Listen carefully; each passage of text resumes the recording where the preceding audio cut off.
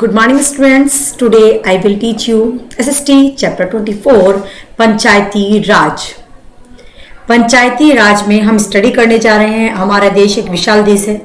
यहाँ संघ और राज्य स्तर पर सरकारें होती हैं, लेकिन इसका अधिकार क्षेत्र इतना फैला हुआ है कि सरकारों को जिला क्षेत्र गांव स्तर स्थानीय आवश्यकताओं की पूर्ति पाना कठिन होता है। यही कारण है कि स्थानीय सरकारों का निर्माण स्थानीय स्तर पर जैसे जिला क्षेत्र या गांव के आधार पर किया जाता है। तो आइए स्टूडेंट स्टार्ट करते हैं chapter. Our country is the very vast. We have government at the union and the state level, but the areas under their jurisdiction are very large. It is very difficult for these governments to look into the local needs at the district, block or village level. This is the reason that local self-government is created at local level like district, block and village. The administration in our district can be divided into two broad categories. Two broad में हमारा administrative भाग बांटा हुआ है। Number 1 rural administrative और urban. Rural कहते हैं ग्रामीण प्रशासन को और अर्बन कहते हैं नगरीय प्रशासन को। तो ग्रामीण प्रशासन जो है हमारा पंचायती राज प्रणाली, नगरीय प्रशासन नगर पालिका व नगर निगम के रूप में स्थापित किया जाता है। तो इस पार्ट में हम ये अच्छे से ध्यान देंगे कि पंचायती राज प्रणाली की ओर केंद्रित करना है। नंबर स्टार्टिंग होती है हमारी पंचायती राज। किसे कहते हैं हम पंचायती राज? The Panchayati Raj is a part of the local self-government at the district level. It looks after the rural areas of a district. The word Panchayat has been derived from the word Panchayat has been derived from the word Panch, which means a judge or an elderly person. Thus, Panch, which the panchayat means committee of judge or elderly person. तो देखिए क्या होता है हमारा पंचायती राज में। पंचायती राज जिला स्तर पर स्थानीय सरकार का भाग होता है जो जिले के ग्रामीण क्षेत्रों का रखरखाव करता है। पंचायत शब्द पंच शब्द से लिया गया है जिसका अर्थ होता है एक न्यायाधीश या प्रौढ़ व्यक्ति। इस प्रकार पंचायत से तात्पर्य है न्यायाधीशों और प्रौढ़ व्यक्तियों की एक समिति से।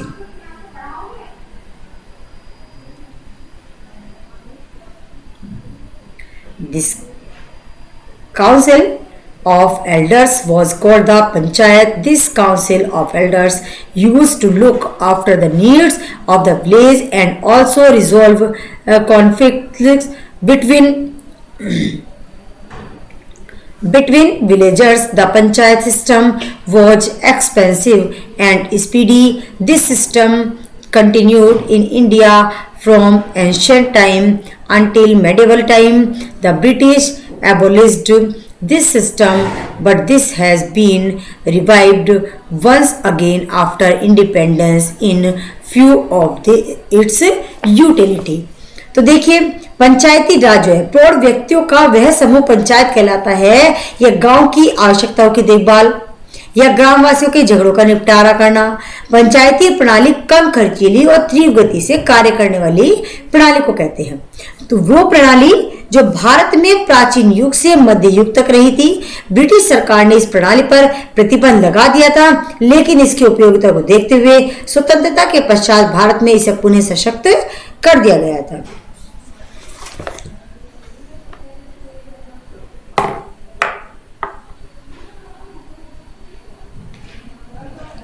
The Panchayati Raj has been established under the Constitution 73rd Amendment Act 1992. Under this, it is necessary for all state of established village panchayats in their territory. The village panchayat have been entrusted with power and authority to formulate and implement scheme for economic development and social justice at the village level. तो जो हमारा ये पंचायती राज है, the panchayat Raj is the three tier system. These 3 tier are village panchayat, block समिति and जिला परिषद. तो जो पंचायती हमारे स्थापना होगी, ग्राम पंचायत की शक्ति व अधिकार के साथ दायित्व दिए गए वे ग्राम स्तर पर आर्थिक विकास और सामाजिक न्याय की योजनाओं को व्यवस्थित और क्रियान्वित करने के लिए थे. तो पंचायती राज 3 स्तरीय प्रणाली है. ये 3 स्तर कौन कौन से हैं? ग्रामीण पंचायत, ब्लॉक समिति और जिला परिषद. तो नंबर 1 पर हम लेते हैं ग्रामीण पंचायत को. तो विलेज पंचायत को पर स्टडी करते हैं. The village panchayat functions at the village level. It comprise the 3 institution, gram sabha, gram panchayat and nyaya panchayat. तो ग्राम सभा क्या है हमारी? ग्राम सभा स्टडी करेंगे. A Gram Sabha is a general body of a village. It comprise of all adult villagers about the age of 18 years whose names are registered in the electoral rolls. A Gram Sabha meets at least twice a year.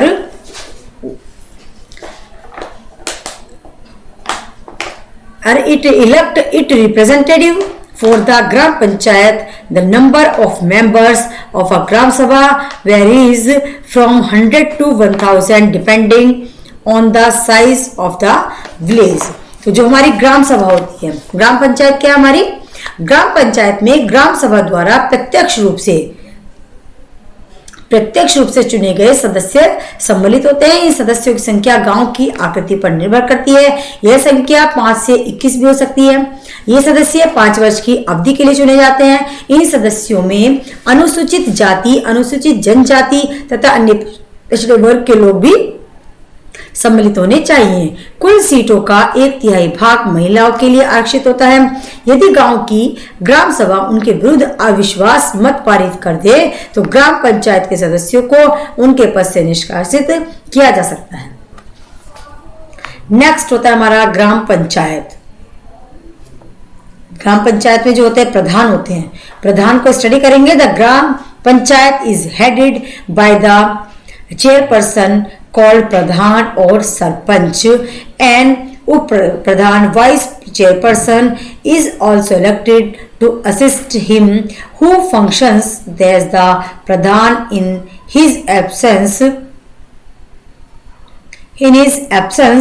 The pradhan chairs the meeting of the Gram Panchayat and sign important document and coordinates the activities of the Gram Panchayat. The post of the Pradhan, UP Pradhan and other members are honorary. That is no remuneration in paid to them. तो ग्राम पंचायत का प्रमुख प्रधान व सरपंच होता है. इसके सहयोग के लिए उप प्रधान की नियुक्ति भी की जाती है जो इसकी अनुपस्थिति में कार्यभार संभालता है. प्रधान ग्राम पंचायत की बैठकों की अध्यक्षता करता है, महत्वपूर्ण अभिलेखों पर हस्ताक्षर करता है और ग्राम पंचायत के कार्यों में समन्वय स्थापित भी करता है. अब उसके कार्य क्या है? कार्य को उसके देखेंगे. Function. The Gram Panchayat function at the smallest unit of administrative, that is village. Its function can be divided into 2 types, essential and optional. The Gram Panchayat has no necessarily perform the essential function. These include constructions. तो ग्राम पंचायत शासन की एक सबसे छोटी इकाई होती है. इन्हें किसी भी प्रकार का पारिश्रमिक नहीं दिया जाता है. तो नहीं दिया जाता तो फिर इनका काम भी ऐसे ही होता है. ग्राम पंचायत प्रशासन की छोटी इकाई होने के कारण इसके 2 भागों में बांटा गया है, अनिवार्य कार्य और वैकल्पिक कार्य. तो ग्राम पंचायत के लिए अपने अनिवार्य कार्यों को करना बहुत जरूरी होता है, जिनमें सड़कों व जल मार्गों का निर्माण, उनकी मरम्मत कराना, कुआं है कोई टैंक है उनको बनवाना, उनकी मरम्मत करवाना, पीने के पानी का प्रबंध करना, स्ट्रीट लाइट लगवाना, शौचालय का निर्माण करवाना, सफाई आदि एक करवाना, स्वास्थ्य केंद्र और स्वास्थ्य सुविधाएं उपलब्ध करवाना, पुलिस का निर्माण कराना आदि सम्मिलित होते हैं. इसके क्षेत्र पर इसके अतिरिक्त यह उन सरकारी कर्मचारियों जैसे पटवारी, सिपाही, चौकीदार, चपरासी या आदि जो भी गांव में कार्यरत होते हैं उन्हीं के बारे में, उनके कार्यों पर नजर रख सके कोई। तो यह गांव के प्राथमिक विद्यालयों के प्रबंधन के कार्यों पर भी निगरानी रख सकती है।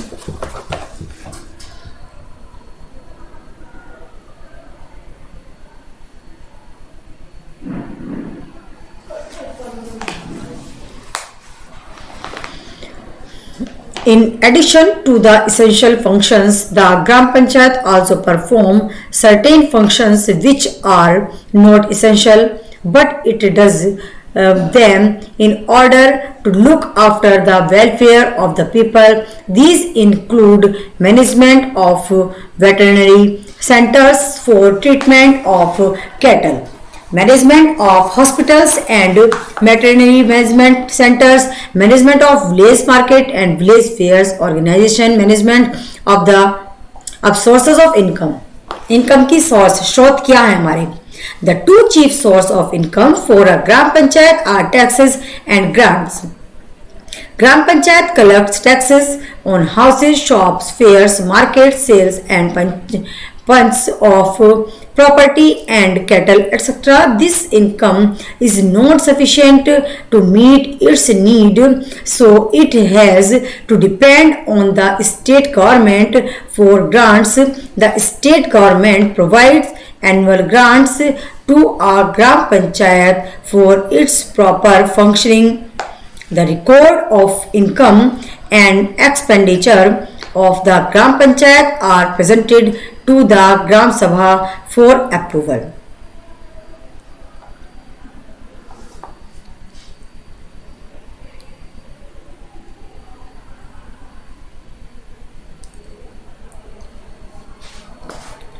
नेक्स्ट होता है हमारा न्याय पंचायत। अब न्याय पंचायत क्या है हमारा? ये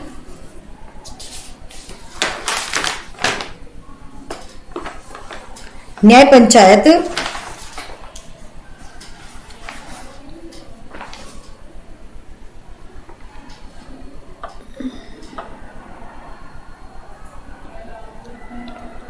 A Nyaya Panchayat is like a local court. It has jurisdiction over 2-3 villagers. Its chief function to settle dispute arising among villagers. If it form an important part of the Panchayati Raj because it provides speedy and inexpensive justice to villagers.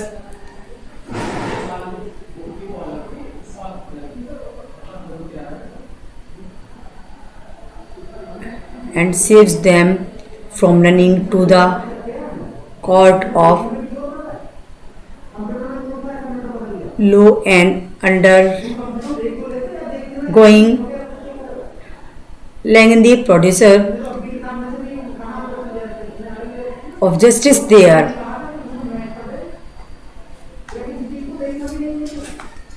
The procedure at the Nyaya Panchayat is simple. As there are no lawyers, generally the cases are resolved amicably by mutual consent. The Nyaya Panchayat can deal with petty civil case and minor criminal cases, but it cannot send a person to jail. However, it has powers to impose a fine on an individual. न्याय पंचायत स्थानीय कचहरी की तरह होता है। इसके अधिकार क्षेत्र में 2 या 3 गांव आते हैं।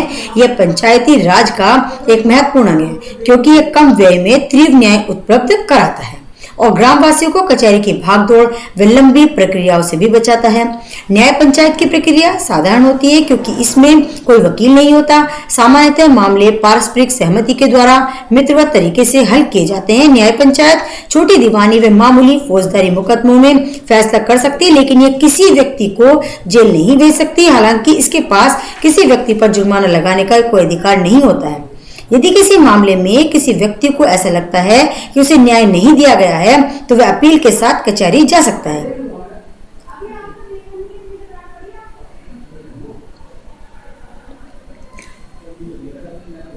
The member of a nyaya panchayat are elected by the members of concerned gram sub panchayat, but no person can be a member of both gram panchayat and nyaya panchayat. तो न्याय पंचायत के सदस्य ग्राम पंचायत द्वारा चुने जाते हैं, लेकिन कोई भी व्यक्ति एक ही समय में ग्राम पंचायत व न्याय पंचायत दोनों का सदस्य नहीं हो सकता है। इसी के साथ स्टूडेंट आपका ये चैप्टर यहीं स्टॉप करते हैं। आगे का चैप्टर नेक्स्ट टर्न पर होगा। तब तक आपको वीडियो को अच्छे से वॉच करना है, चैप्टर को रीड करना है। Thank you everyone.